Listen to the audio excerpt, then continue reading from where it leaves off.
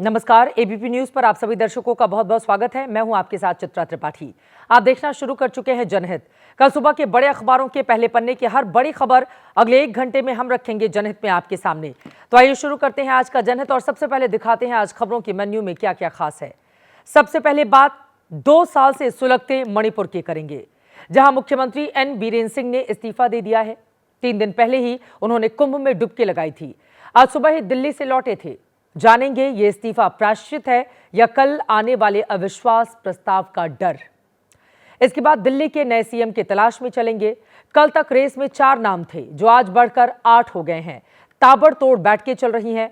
आपको बताएंगे आज कौन कहां और किससे मिला। ये भी जानकारी देंगे कि दिल्ली के नए सीएम में बीजेपी आखिर वो कौन सी क्वालिटी है, कौन सी खूबियां हैं जिसको ढूंढ रही है। इसके बाद बात इंडिया अलायंस की करेंगे, जिसकी ग्रोथ रुक सी गई है। आज आम आदमी पार्टी ने हार का मंथन किया। बीजेपी से कहा कि उसके 22 विधायक भारी पड़ने वाले हैं। पार्टी कल तक तो चुप थी, लेकिन आज बोलना शुरू कर दिया है कि कांग्रेस और बीजेपी ने मिलकर उसे हरा दिया।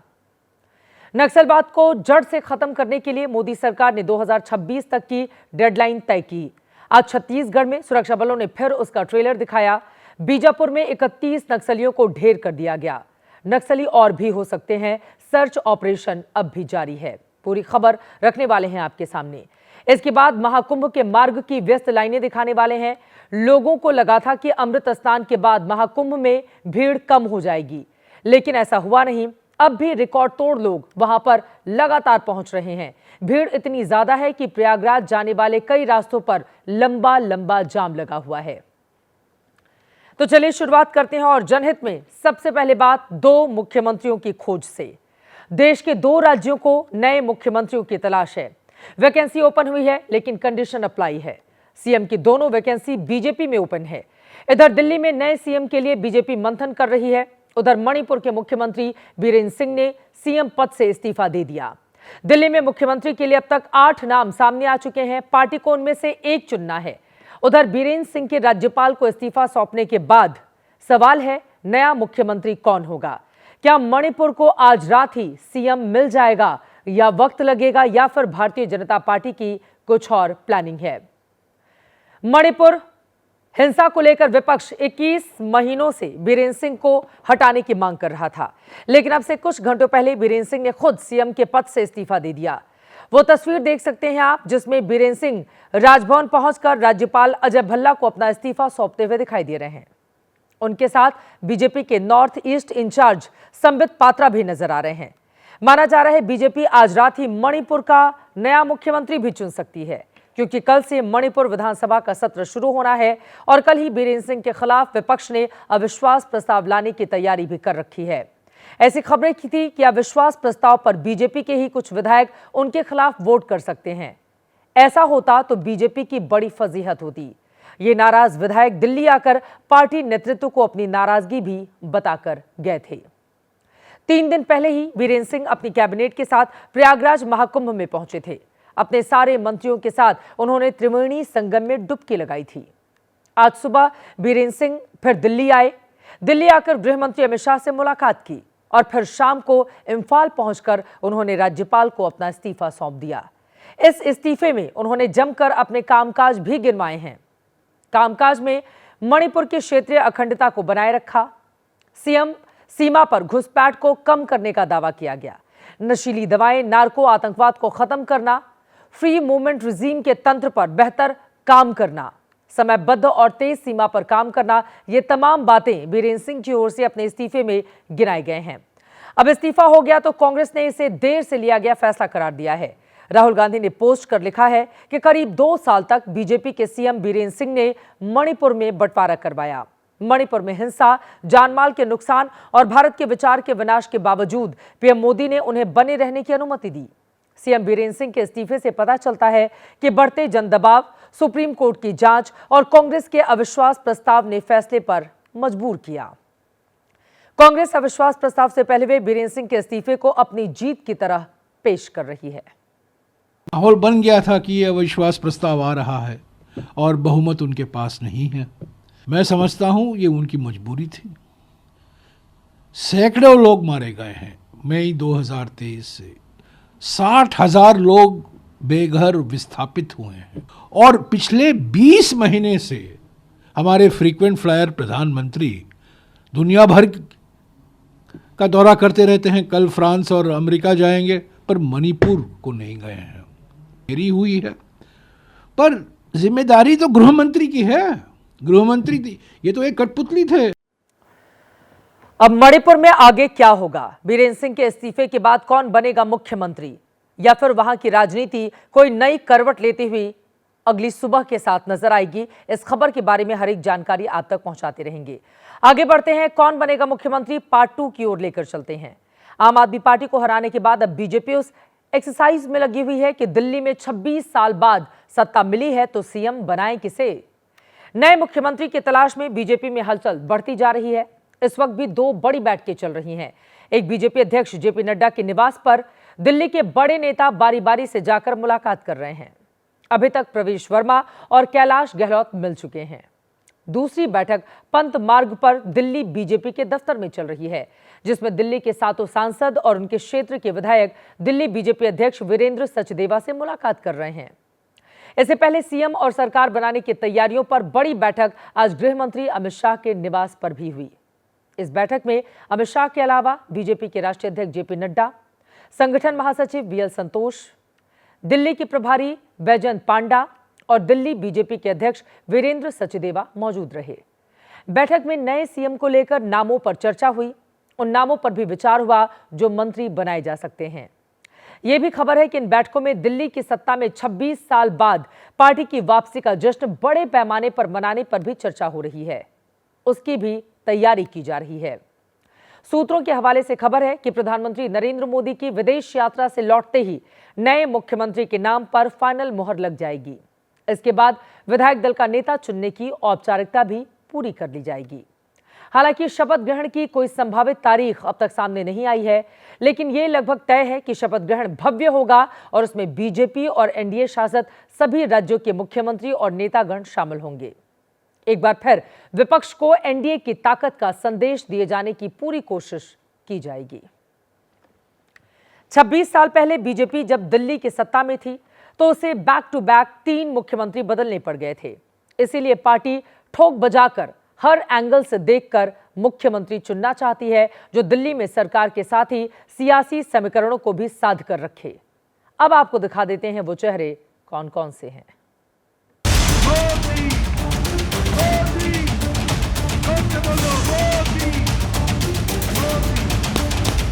दिल्ली में बीजेपी ने आम आदमी पार्टी का 11 साल का तिलिस्म तोड़कर 26 साल बाद सत्ता का सूखा तो मिटा दिया, लेकिन इस प्रचंड विजय के बाद अब ये रहस्य गहराता जा रहा है कि दिल्ली में मुख्यमंत्री कौन बनेगा। जो हमारा विधायक दल बैठेगा वो तय करेगा, हमारी पार्टी की लीडरशिप तय करेगी। सीएम पर सरगर्मी कल ही शुरू हो गई थी, लेकिन 24 घंटे में सीएम चेहरों की संख्या 4 से बढ़कर 8 हो गई। प्रवेश वर्मा, विजेंद्र गुप्ता, सतीश उपाध्याय और दिल्ली बीजेपी अध्यक्ष वीरेंद्र सचदेवा के अलावा नवनिर्वाचित विधायक पवन शर्मा, अजय महावर, पंकज सिंह और अभय वर्मा के नाम भी चर्चा में आ चुके हैं। दिल्ली में बीजेपी के 48 विधायक जीत कर आए हैं, लेकिन दिल्ली की कमान किसे सौंपी जाएगी, इस सवाल पर हर नवनिर्वाचित विधायक का एक ही जवाब है। पता लग जाएगा थोड़े दिनों में। क्या कपिल मिश्रा भी बिल्कुल नहीं हो सकते, संभव नहीं है। वो तो हाईकमान जाने, हम तो छोटे से कार्यकर्ता है, दरी बिछाने वाले। एमएलए जो आपसे में सहमति होगी वो करें। हालांकि बीजेपी में हाल के वर्षों का एक ट्रेंड है कि जिसने आगे बढ़कर दावा किया या लॉबिंग की, उसका पत्ता शर्तिया तौर पर कटता है। इसीलिए कोई भी चेहरा खुलकर सीएम पद का दावा करने का रिस्क नहीं उठा रहा। बावजूद इसके अटकलें तो रुक नहीं सकती, इसलिए अटकलों में सबसे आगे नाम प्रवेश वर्मा का चल रहा है। प्रवेश वर्मा ने नई दिल्ली से केजरीवाल को चुनाव हराया है। वो दिल्ली बीजेपी का बड़ा चेहरा है। जाट वोटर्स पर उनका बड़ा प्रभाव है। वर्मा सीएम बने तो हरियाणा और पश्चिमी यूपी में भी प्रभाव पड़ेगा। 2 बार सांसद रह चुके हैं। पूर्व सीएम साहिब सिंह वर्मा के बेटे हैं। चर्चा बहुत आपके नाम पर। इन सबको भी पता है कि प्रवेश वर्मा भारतीय जनता पार्टी में अपनी एमएलए की टिकट भी फाइनल नहीं कर सकता। हमारी पार्टी की लीडरशिप तय करेगी। सीएम फेस की रेस में दूसरा नाम विजेंद्र गुप्ता का है। विजेंद्र गुप्ता ने रोहिणी से जीत की हैट्रिक लगाई है। 2015 से 2020 तक दिल्ली विधानसभा में विपक्ष के नेता रहे। दिल्ली बीजेपी के पूर्व अध्यक्ष रह चुके हैं। एमसीडी स्थायी समिति के पूर्व अध्यक्ष भी रह चुके हैं। सीएम फेस की लिस्ट में तीसरा नाम सतीश उपाध्याय का है। उपाध्याय ने मालवीय नगर से आपके दिग्गज चेहरे सोमनाथ भारती को हराया है। दिल्ली बीजेपी के पूर्व अध्यक्ष रह चुके हैं। राजधानी में पार्टी का ब्राह्मण चेहरा है। एनडीएमसी के पूर्व उपाध्यक्ष भी रह चुके हैं। संगठन और संघ दोनों से जुड़े हुए हैं। मुख्यमंत्री की रेस में अपने आप को कहां खड़ा हुआ पाते हैं? नहीं, मुझे लगता है कि ये प्रश्न का मुझे आंसर देने की भी आवश्यकता नहीं है, क्योंकि मैं इन विषयों को मैं डिस्कस भी नहीं करना चाहता और ये मेरा कोई काम भी नहीं है, ना ही मैं इस बारे में सोचता हूं। इनके अलावा वीरेंद्र सचदेवा का नाम भी मुख्यमंत्री पद के संभावित चेहरों में शामिल है, जो दिल्ली प्रदेश बीजेपी के वर्तमान अध्यक्ष हैं, जिनकी अगुवाई में बीजेपी को 26 साल बाद दिल्ली में जीत नसीब हुई। सचदेवा दिल्ली में पार्टी का पंजाबी चेहरा है। दिल्ली जिला क्रिकेट कमेटी के सदस्य भी हैं। हालांकि वीरेंद्र सचदेवा ने चुनाव नहीं लड़ा है, यानी वो विधायक नहीं है, लेकिन ये कोई बड़ी रुकावट नहीं है। हालांकि बीजेपी में जिस तरह से पत्ते फेंटे जाते हैं, इससे इनकार नहीं कि सीएम चेहरा इनमें से कोई ना हो, कोई 5वां या 10वां नाम ही निकले। मध्य प्रदेश में मोहन यादव, राजस्थान में भजन लाल शर्मा, ओडिशा में मोहन चरण मांझी, इनके नाम भी चर्चा में दूर तक नहीं थे। पूरी संभावना है कि इस बार दिल्ली भी इसी तरह चौंके।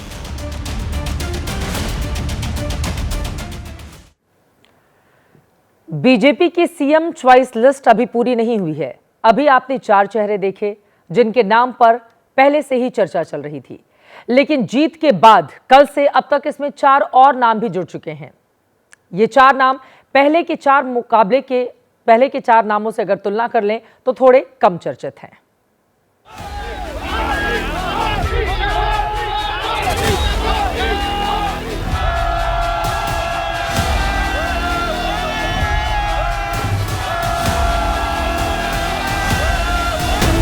मध्य प्रदेश में जब सीएम चुनना था, पीछे की लाइन में खड़े मोहन यादव पर किसी की नजर नहीं थी।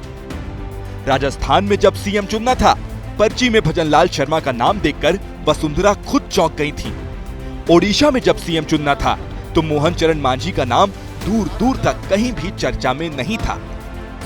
तो क्या प्रधानमंत्री मोदी और बीजेपी की चौंकाने वाली रणनीति अब दिल्ली में भी दिखाई देगी? दिल्ली के सीएम की रेस में कल तक सिर्फ 4 नाम थे, जो हमने आपको दिखाए। आज इसमें 4 और जुड़ गए, जिनमें पहला नाम है पवन शर्मा का।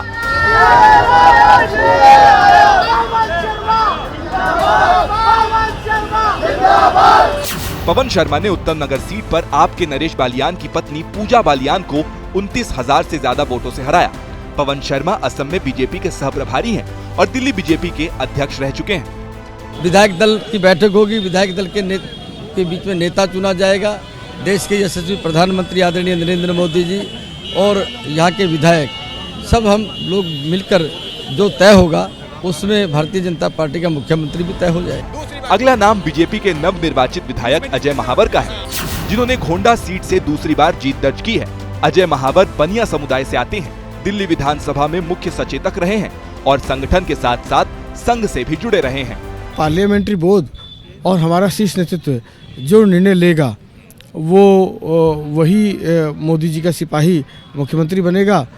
पार्टी जो भी तय करेगी, जो भी जिम्मेदारी देगी, हम उसको निभाएंगे। सीएम की रेस में एक नाम पंकज कुमार सिंह का भी जुड़ा है, जो विकासपुरी सीट से पहली बार जीते हैं। पंकज पार्टी के पूर्वांचली चेहरों में से एक हैं, जो बिहार के बक्सर के रहने वाले हैं।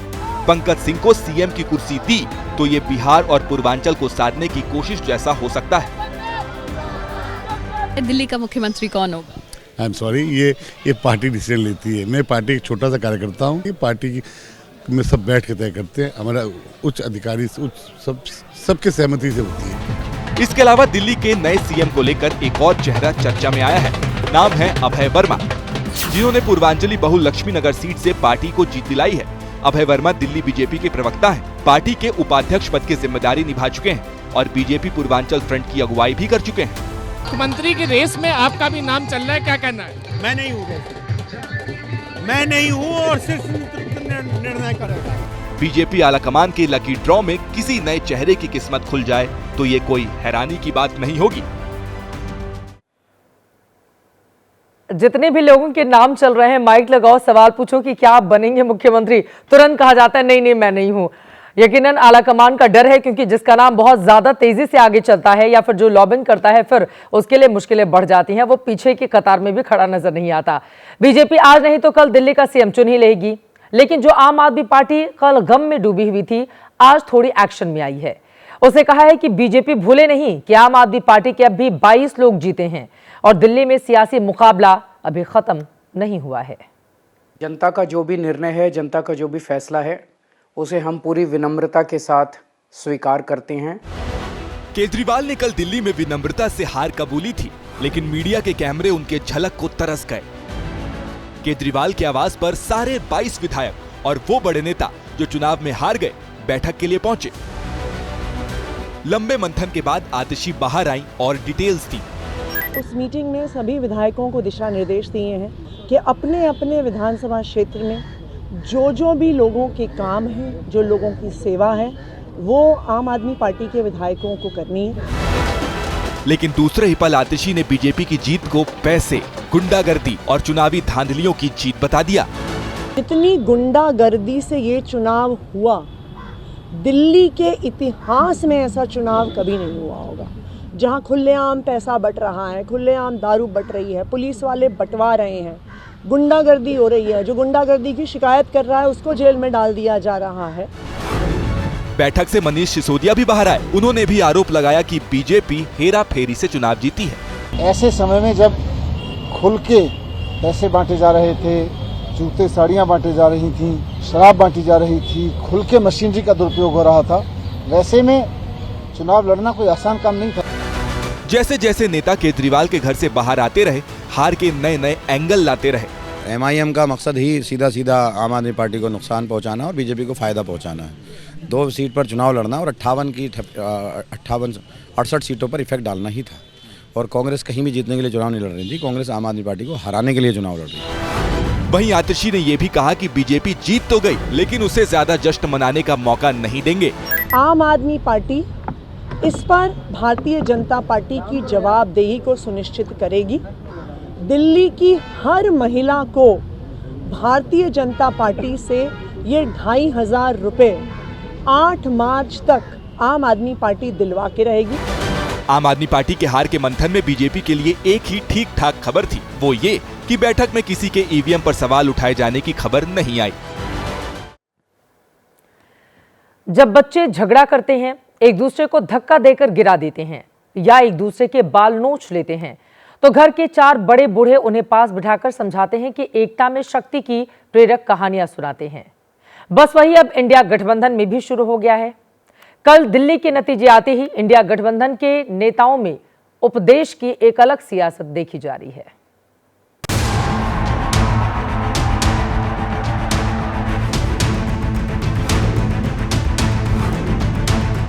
साथ मिल के करेंगे तभी चलेगा। विपक्षी एकता मजबूत है और मजबूत रहेगी। हम देश के हित में अलायंस हम मानते हैं, हमारे अलायंस पार्टनर्स को हम बहुत आदर करते हैं। इन उपदेशों की जड़ में सिर्फ एक ही चिंता है कि कहीं ऐसे ही आपस में लड़ते रहें तो इंडिया गठबंधन इतिहास न बन जाए। ऐसा ना हो कि बीजेपी को 2047 तक हरा पाना असंभव हो जाए। लोकसभा चुनाव में केजरीवाल और राहुल गांधी साथ थे, दिल्ली के 7 खाने चित हुए। विधानसभा चुनाव में अलग थे, फिर भी एक 48 खाने चित हुए, दूसरे 70 खाने चित हुए। वक्त की बात है, दिल्ली चुनाव से पहले यही अरविंद केजरीवाल कांग्रेस को इंडिया अलायंस से बाहर करने का दम भर रहे थे। ममता बनर्जी को अलायंस का लीडर बनवाने का प्लान बना रहे थे। तो फिर आम आदमी पार्टी इंडिया गठबंधन के बाकी सभी घटक दलों से बात करेगी कि कांग्रेस पार्टी के साथ अब एक अलायंस में नहीं रहा जा सकता, क्योंकि ये साफ हो गया है कि कांग्रेस पार्टी दिल्ली में भारतीय जनता पार्टी को चुनाव लड़वाने और चुनाव जिताने का प्रयास करती है। अखिलेश यादव को भी लगा कि केजरीवाल में ज्यादा स्पार्क है, इसीलिए कांग्रेस को इग्नोर करके दिल्ली में केजरीवाल का चुनाव प्रचार करके गए। चुनाव में राहुल गांधी और अरविंद केजरीवाल ने एक दूसरे का लिहाज छोड़ दिया था, चुन चुन कर एक दूसरे पर पर्सनल अटैक किए थे। केजरीवाल जी महल में रहते हैं, शीश महल में रहते हैं, कांग्रेस और बीजेपी को अब औपचारिक रूप से ऐलान कर देना चाहिए कि वो मिलके गठबंधन में ये चुनाव लड़ रहे हैं आम आदमी पार्टी के साथ। लेकिन कल नतीजे आए तो आम आदमी पार्टी और कांग्रेस दोनों की सांसें उखड़ी हुई, दम फूला हुआ था। मैं भारतीय जनता पार्टी को इस जीत के लिए बहुत बहुत बधाई देता हूं। आपस में लड़ भिड़कर हार जाने पर असल तंज जम्मू कश्मीर के सीएम उमर अब्दुल्ला ने कसा। कहा, जी भर के लड़ो, समाप्त कर दो एक दूसरे को।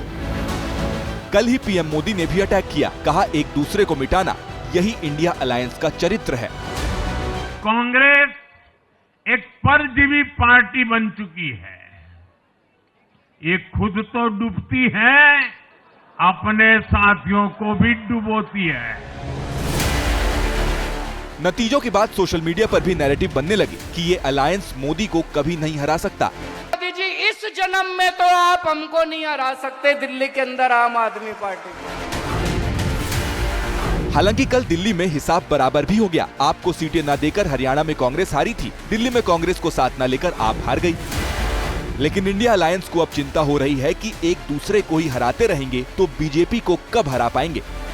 इंडिया अलायंस की पार्टी अगर ये समझते हैं कि एक साथ मिल के करेंगे तभी चलेगा, और सब अपना ईगो पर खड़े रहेंगे तो दिल्ली जैसा रिजल्ट ऐसा ही होगा। लड़ते रहो और मोदी जी को, भाजपा को विजय करते रहो। हम लड़ेंगे, ये तो चाहते हैं बीजेपी। तब तक हम लड़ते रहेंगे, तब तक हम तानाशाही का पराभव नहीं कर सकते। ऐसा नहीं है कि इंडिया अलायंस एकजुट नहीं हो पाता, होता है, लेकिन तभी जब मुद्दा मोदी विरोध का हो। अमेरिका से भारतीयों को हथकड़ी में भेजने के खिलाफ सब साथ थे। संसद में यूजीसी ड्राफ्ट के मुद्दे पर भी इंडिया अलायंस एकजुट दिखा। महाराष्ट्र में ईवीएम और चुनावी गड़बड़ी के सवाल पर भी सुर एक थे। लेकिन जैसे ही बात सीटों की, टिकटों की, वोटों की, जमीन बचाने की आती है, बर्तन फूटने शुरू हो जाते हैं। जम्मू कश्मीर चुनाव में 4 पार्टियां थीं। सीटों की बात आई तो पीडीपी और आप को अलग कर दिया। हरियाणा में आप सीटें मांगती रह गई, लेकिन कांग्रेस ने गठबंधन नहीं किया, खिलाफ लड़ी। महाराष्ट्र में समाजवादी पार्टी ने अघाड़ी से 7 सीटें मांगी, सिर्फ 2 दी। पार्टी के 5 कैंडिडेट खिलाफ लड़े। 90 के दशक में जुमला था कि जो 4 दिन एक दूसरे के बिना और 4 दिन साथ साथ न रह सके, वो थर्ड फ्रंट है। अब यही जुमला इंडिया अलायंस पर फिट हो रहा है। 23 जून 2023 को इंडिया अलायंस बना। तब से 17 राज्यों में चुनाव हो चुके हैं। इनमें से 12 बीजेपी प्लस एनडीए ने जीते हैं। सिर्फ 4 राज्य कांग्रेस प्लस इंडिया अलायंस ने जीते हैं। 1 राज्य अन्य ने जीता। इन 17 विधानसभा चुनावों में एनडीए का स्ट्राइक रेट 70.5%, जबकि इंडिया अलायंस का 23.5% रहा है। अभी की बात करें तो देश के 21 राज्यों में एनडीए सरकार है। इनमें 14 अकेले बीजेपी की है, जबकि 10 में इंडिया अलायंस की सरकारें हैं। इनमें 3 ही कांग्रेस की हैं। इंडिया अलायंस बनते ही उसे उसके सूत्रधार नीतीश कुमार ने छोड़ा। फिर 3 और दल छोड़ गए। जो दल बने रहे वो भी कभी एक नहीं हो पाए। दिल्ली चुनाव के बाद ये बदलाव दिख रहा है कि कल तक जो कांग्रेस को कह रहे थे कि उन्हें साथ लेकर नहीं चलती, अब कांग्रेस कहने की हालत में है कि उसके साथ चले, उसके पीछे चले बिना किसी की बात नहीं बनेगी। दिल्ली चुनाव के नतीजों में बीजेपी को प्रचंड जीत मिली। अब आगे क्या होगा? तो अब आगे है बिहार का चुनाव, जिसकी स्क्रिप्ट लिखी जानी शुरू हो चुकी है।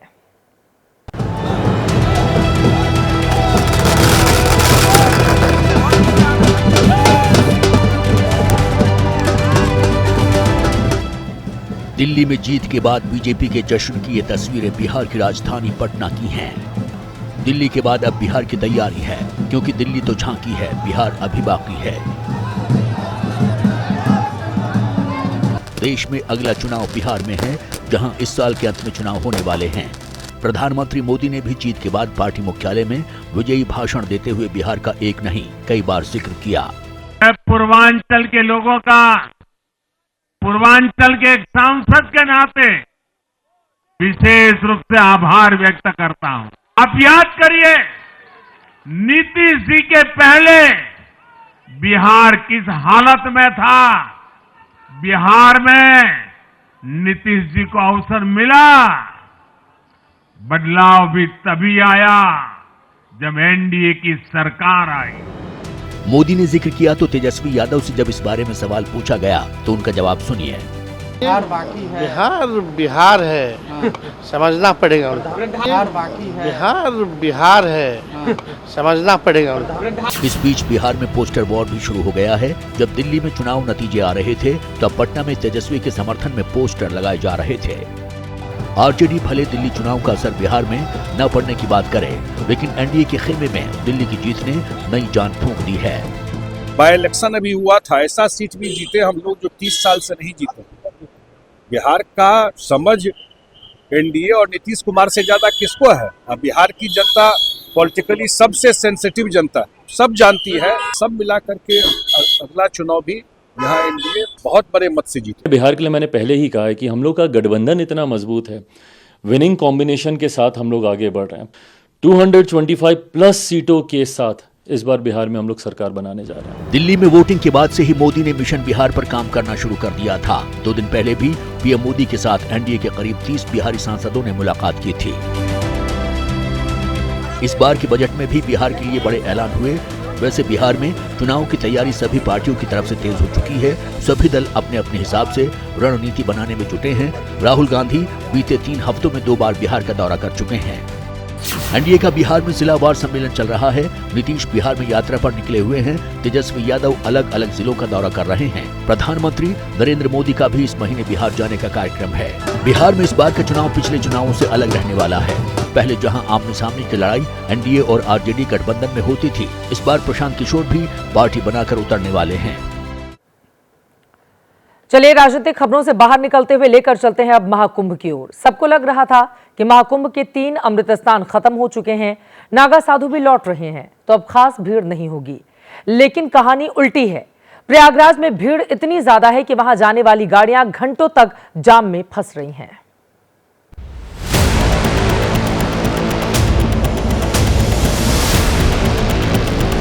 महाकुंभ में 12 तारीख को माघी पूर्णिमा स्नान से पहले प्रयागराज और आसपास के जिलों में ट्रैफिक जाम लगने लगा है। शहर के एंट्री पॉइंट से लेकर दूर हाईवे तक जाम लगा है।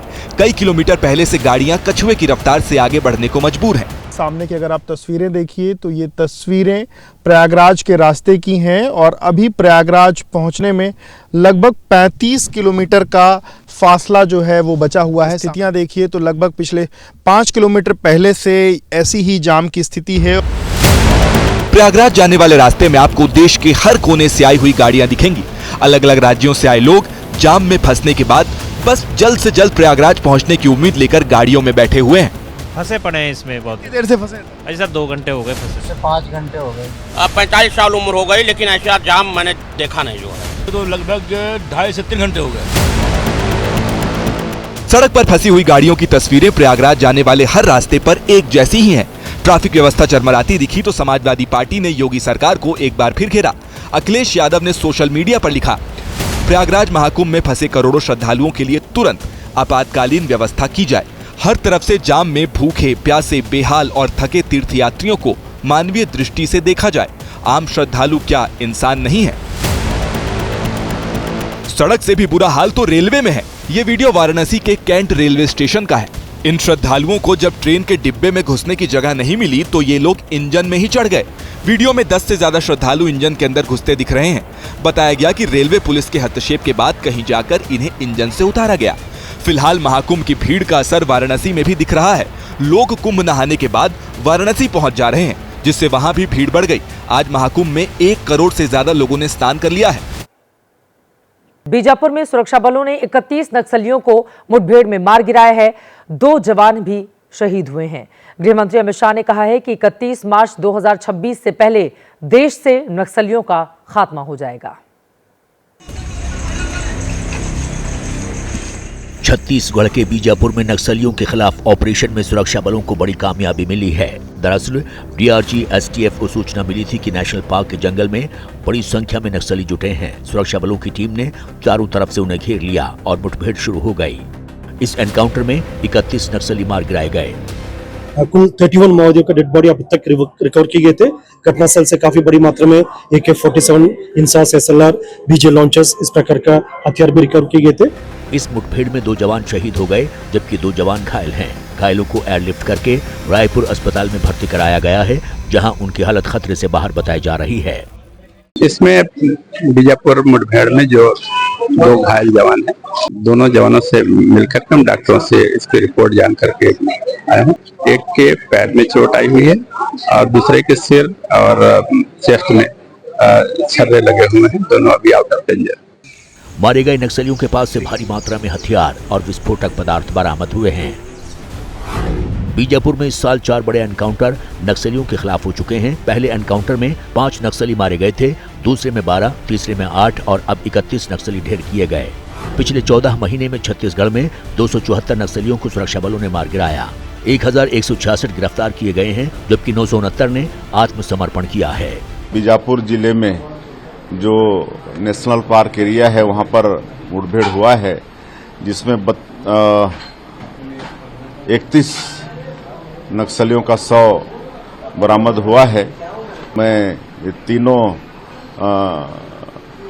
डीआरजी, एसटीएफ और बस्तर फाइटर्स के जवानों को बहुत उनके साहस को सलाम करता हूं, उनको बधाई देता हूं। और 2 हमारे जवान शहीद हुए हैं, उनको भी हम विनम्र श्रद्धांजलि अर्पित करते हैं।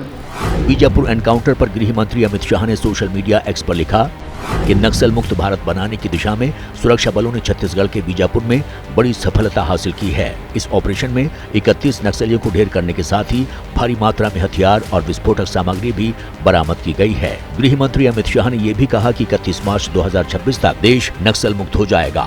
जाहिर है नक्सलवाद अब अपने अंतिम दौर में है। और अब आज का जनहित मंत्र। गीता के 6ठे अध्याय में कहा गया है, कोई भी निर्णय तभी लें जब दिमाग स्थिर हो। बहुत खुशी या बहुत दुख में निर्णय नहीं लेनी चाहिए। अक्सर आक्रोश या अवसाद में लिए फैसले गलत हो जाते हैं। इसी के साथ जनहित में आज के लिए बस इतना ही। देश और दुनिया की तमाम खबरों के लिए आप देखते रहिए एबीपी न्यूज।